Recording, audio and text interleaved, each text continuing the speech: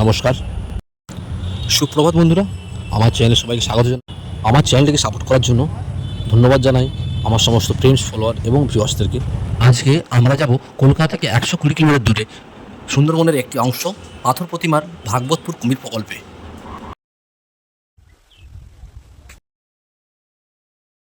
এখানে প্রবেশের জন্য মাথা পিছু 30 টাকা টিকিট মূল্য বা প্রবেশ মূল্য দিয়ে আমরা ভিতরে প্রবেশ করলাম।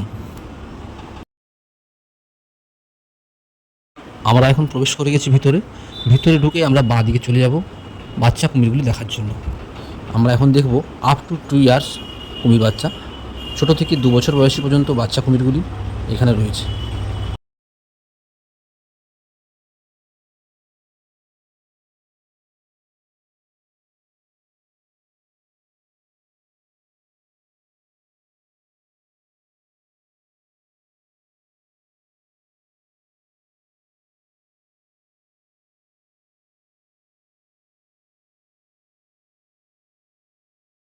এরপর আমরা দেখব 2 থেকে 3 বছর বয়সী কুমিরগুলি।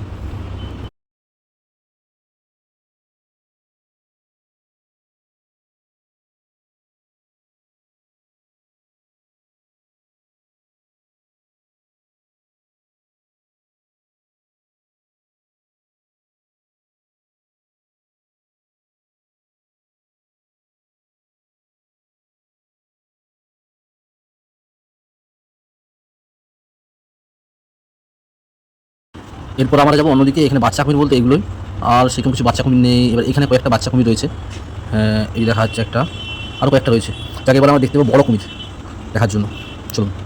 এখানে কুমির দেখতে আসার জন্য সবথেকে ভালো সময় হলো শীতকাল, কেননা শীতকালে ওরা জল থেকে উপরে উঠে এসে রোদ পোয়ায়, তাহলে কুমিরটি ভালোভাবে দেখা যায়।